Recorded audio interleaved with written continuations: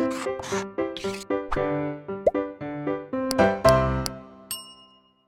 Everyone, मैं सुरभि गुप्ता हमारे YouTube channel blueprint digital में आपका स्वागत करती हूँ।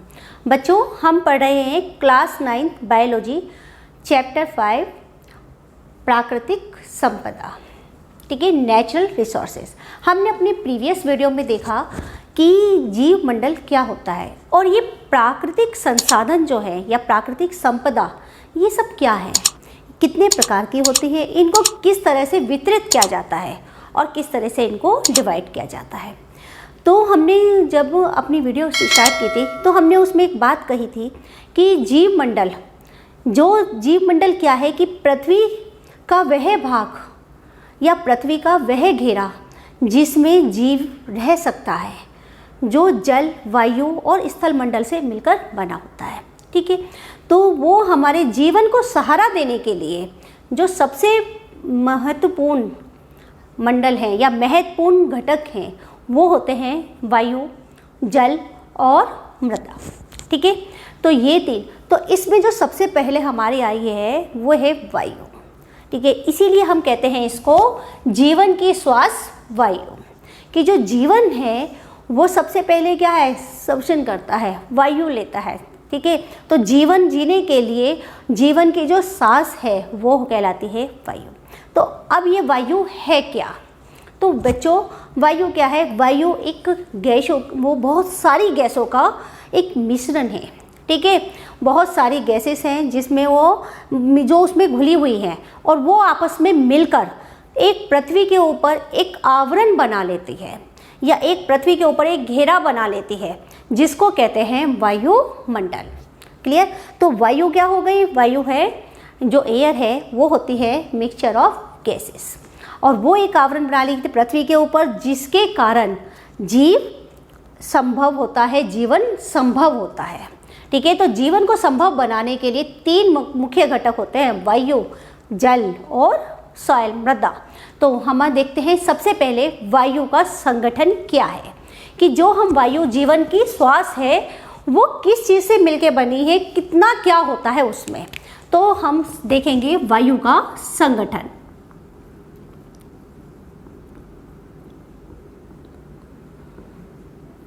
तो बच्चों, वायु के संगठन में, तो वायु क्या है? बहुत सारी गैसेस हैं जिनका मिक्सचर है। अब बच्चों, कुछ गैस कम होती है, कुछ ज़्यादा है, ये सब हमने पहले अपने लोअर क्लास में पढ़ चुके हैं। तो उसमें क्या था कि सबसे ज़्यादा जो है वायु के जो कंपोजिशन है, जो एयर कंपोजिशन है, उसमें सबसे ज़्यादा जो गैस मिलती है वो होती है कौन सी? नाइट्रोजन। फिर होती है ऑक्सीजन, ठीक है, और उसके बाद होती है कार्बन डाइऑक्साइड,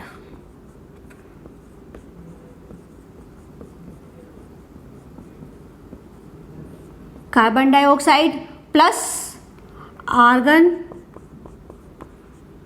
प्लस और भी अन्य गैस, ठीक है ना।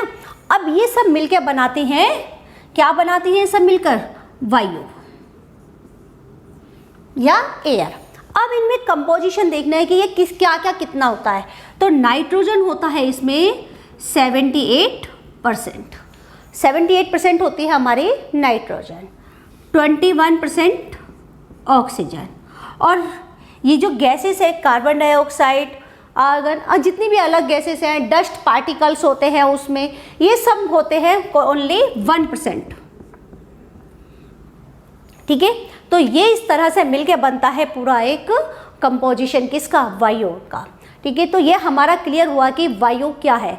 वायु है मिक्सचर ऑफ गैसेस, बहुत सारी गैसों का मिश्रण जो जीवन को सफल बनाता है। इसमें ऑक्सीजन 21%, नाइट्रोजन 70% और 1% होती है कार्बन डाइऑक्साइड और अन्य गैसेस। बच्चों, वायु के संगठन के बाद अब देखते हैं हम वायु की मुख्य परतें। जो वायुमंडल है वो क्या है? वो एक कवर है जिसमें वायु परतों के रूप में है, ठीक है ना। तो वो वायु के घनत्व, उनके तापमान, उनके संगठन, उनके अंतर जो अलग अलग हैं, उनका घनत्व अलग है, उनका तापमान अलग है, ठीक है, उनका संगठन, तो उसके अकॉर्डिंग ये कुछ परतें बन जाती हैं, ठीक है। तो जो धरती के बिल्कुल ऊपर है, जो धरती से निकल कर है, तो धरती से यानी कि एवरेस्ट जो हमारा धरती पे हम किसकी ऊंचाई से नापते हैं, एवरेस्ट की, तो एवरेस्ट की ऊंचाई से लगभग 16 किलोमीटर तक, ठीक है, धरती से लेके ऊपर 16 किलोमीटर तक जो पहली परत होती है वो कहलाती है ट्रोपोस्फियर, ठीक है, जिसको हम कहते हैं क्षोभ मंडल भी कहते हैं। क्लियर हुआ? धरती से लेकर, ठीक है, धरती से लेके 16 किलोमीटर ऊपर तक होता है क्षोभ मंडल, जिसको कहते हैं ट्रोपोस्फियर। और फिर उससे 16 किलोमीटर से ऊपर लगभग 50 किलोमीटर तक होता है जो स्ट्रेटोस्फेयर। स्ट्रेटोस्फेयर को कहते हैं समताप मंडल, इसको कहते हैं समताप मंडल, ठीक है, समताप मंडल। और जिसमें हमारी लगभग 50 किलोमीटर तक ऊपर तक इसको कहते हैं ओजोन परत, ठीक है ना। ओजोन परत भी होती है कहाँ तक, 16 किलोमीटर ऊपर तक होती है ओजोन परत, ठीक है। इतना क्लियर हुआ कि जो हमारा जीरो से लेके मतलब एवरेस्ट की ऊंचाई से नाप रहे हैं हम, धरती से लेकर जो धरती के ऊपर 16 किलोमीटर ऊपर तक होता है, जिसको कहते हैं ट्रोपोस्फियर या क्षोभ मंडल। उसके ऊपर होता है स्ट्रेटोस्फियर दूसरी परत, और एक परत होती है मीजोस्फियर, इसका मतलब मध्य मंडल। और सबसे ऊपर होती है तापमंडल,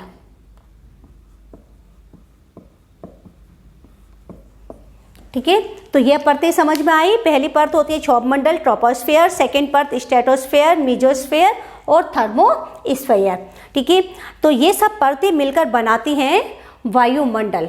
तो वायुमंडल जो होता है वो परतों पे होता है, ये हो गए मुख्य परतें। अब हम देखते हैं वायुमंडल के कार्य, या ये कहिए वायु के कार्य। ये वायु है, ठीक है, वायु है, उसने वायुमंडल बना लिया। कैसे बना लिया? परतों के साथ बना लिया, बहुत सारी परतें बनाई और इन 4 परतों से बना दिया उसने वायुमंडल। अब ये वायु क्या कार्य करती है, ठीक है, तो हम देखेंगे वायु के कार्य। तो सबसे पहले वायु का कार्य करती है। देखिए स्टूडेंट्स, जितनी भी यूकैरियोटिक कोशिकाएं हैं या प्रोकैरियोटिक कोशिकाएं हैं, सभी कोशिकाएं ये कोशिकीय श्वसन करती हैं, यानी कि कोशिकीय श्वसन जो रेस्पिरेशन, सेल रेस्पिरेशन होता है, उसमें किसकी ज़रूरत होती है? वायु की ज़रूरत होती है। क्यों? क्योंकि वायु के अंदर दोनों गैसेस होती हैं। कौन कौन सी? कार्बन डाइऑक्साइड भी है, ऑक्सीजन भी है और नाइट्रोजन गैस भी है। तो हमें श्वसन क्रिया करने के लिए कौन सी गैसेस की नीड होती है? ऑक्सीजन की और कार्बन डाइऑक्साइड, ठीक है। तो ये दोनों वायु में है। तो जो कोशिकीय श्वसन है, जो कोशिकीय कर रही है,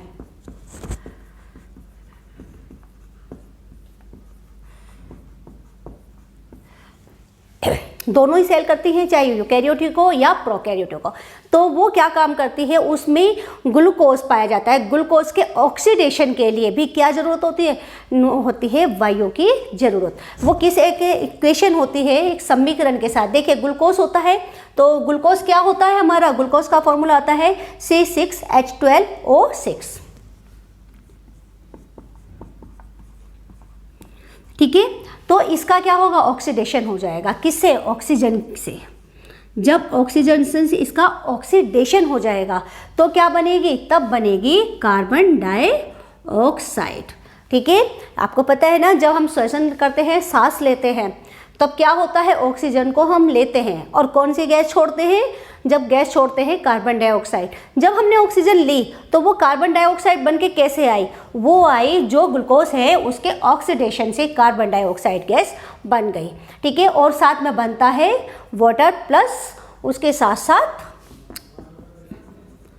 ऊर्जा, एनर्जी, ठीक है, एनर्जी भी रिलीज होती है। तो ये कोशिकीय श्वसन में क्या नीड होती है? वायु की सबसे ज़्यादा नीड होती है। उसके साथ साथ जितनी भी कोशिकीय है, इनके साथ इनके करने के बाद ऑक्सीजन की नीड होती है, या ये कहिए वायु की प्रेजेंस होती है। वायु की आवश्यकता होती है दहन में, ठीक है। दहन में क्या होती है? दहन होता है किसी चीज़ का जलना, तो उसमें भी ऑक्सीजन की खपत होती है।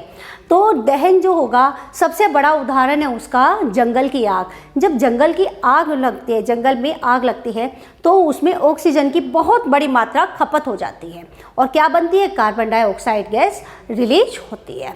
ठीक है, तो हमारी वायु में हमारी वायु में क्या उपयोग है, जो है हमारी ऑक्सीजन, वो सब क्या काम कर रही है, वो काम कर रही है दहन का, जलाने का। ठीक है, और जो कार्बन डाइऑक्साइड गैस बन रही है, कहाँ से बन रही है, वो बन रही है जितनी भी कोशिकाएं हैं, यूकैरियोटिक हो या अधिकांश प्रोकैरियोटिक कोशिकाओं में भी जब दहन वो होता है, ऑक्सीडेशन होता है किसका, ग्लूकोज का, तब बनती है कार्बन डाइऑक्साइड जो वायु में आती है। ठीक है, तो इसलिए वायु किसके लिए, दोनों के लिए नीडेड है। उसके बाद दहन के बाद क्या होता है कि जब प्रकाश, ये कहिए कि वायु में कार्बन डाइऑक्साइड गैस, उसके स्थिरीकरण करने के लिए, उसको फिक्स करने के लिए, उसके फिक्सेशन के लिए भी वायु की आवश्यकता होती है। किसकी, ऑक्सीजन की आवश्यकता होती है। कैसे, जब पेड़ पौधे अपना क्या बनाते हैं, प्रकाश संश्लेषण की क्रिया के द्वारा भोजन बनाते हैं, तब वो ऑक्सीजन गैस क्या करते हैं, रिलीज करते हैं। और क्या गैस लेते हैं, कार्बन डाइऑक्साइड गैस लेते हैं। कैसे, ठीक है, 6 CO2 प्लस कार्बन डाइऑक्साइड होनी चाहिए, वाटर होता है, किसकी प्रेजेंस में होता है, ये होता है सनलाइट में। ठीक है ना, और प्लस क्लोरोफिल की प्रेजेंस में।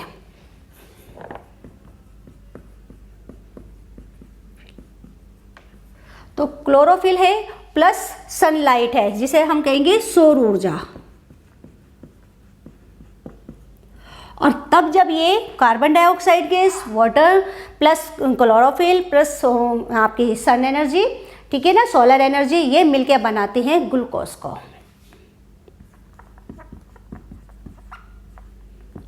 और क्या बनाएंगे, जब प्रकाश संश्लेषण की क्रिया होती है, फोटोसिंथेसिस होती है, तो कार्बन डाइऑक्साइड गैस यूज होती है, उसके साथ साथ ग्लूकोज बनता है, प्लस बनती है ऑक्सीजन गैस।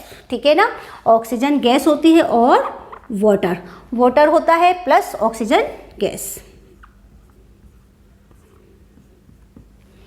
ठीक है, तो ये होती है आपके प्रकाश संश्लेषण की क्रिया। तो प्रकाश संश्लेषण में भी, या ये कहिए कि जो वायुमंडल है उसमें कार्बन डाइऑक्साइड का स्थिरीकरण करने के लिए भी ऑक्सीजन की आवश्यकता होती है। ये ऑक्सीजन कार्बन डाइऑक्साइड किस में है, वायु में प्रेजेंट होती है।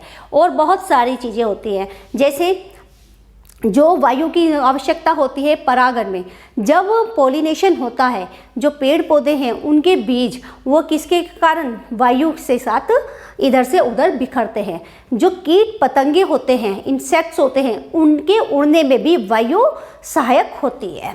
ठीक है, ऐसे ही कोई भी जीव जंतु जो सुनता है, तो वो ध्वनि की जो तरंगे होती हैं वो भी वायु में ही संचरित होती है। और जो सुनने की प्रक्रिया होती है, या ये कहिए कि जो आवाज़ होती है, वो भी किस में सुनाई देती है, वायु। उसके लिए माध्यम चाहिए और वो माध्यम होता है वायु। तो वायु कितनी जगह जरूरी हो गई, वायु इतनी आवश्यक होती है कि वायु कोशी के श्वसन में आवश्यक होती है, वायु दहन में आवश्यक होती है, वायु प्रकाश संश्लेषण में आवश्यक होती है, प्रकाश के संश्लेषण के बाद सुनने की क्रिया में वायु की आवश्यकता होती है। उसके साथ साथ जितने भी ये इंसेक्ट्स होते हैं, कीट पतंगे होते हैं, बर्ड्स होती है, ठीक है, इन सबको उड़ने में सहायक होती है, वायु सहायक होती है। उसके बाद बहुत सारे जो हैं श्वसन क्रिया में, जितने भी जीव जगत होता है वो श्वसन क्रिया में वायु को सहायता लेता है।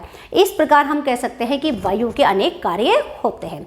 तो बच्चों, इस वीडियो में हमने देखे वायु के मुख्य परतें, वायु के संगठन और वायु के कार्य। और अब हम नेक्स्ट वीडियो में देखेंगे कि वायु किस प्रकार आगे, वायु से के जो घटक हैं वो किस प्रकार वायुमंडल को प्रभावित करते हैं। ठीक है, या ये कहिए जीव मंडल को प्रभावित करते हैं, या वायु को प्रभावित करने वाले कौन कौन से घटक होते हैं, ये हम देखेंगे नेक्स्ट वीडियो में। ओके स्टूडेंट्स, अगर आपको वीडियो पसंद आई हो तो लाइक कीजिएगा, शेयर कीजिएगा और हमारे चैनल को सब्सक्राइब कीजिएगा। Thank you.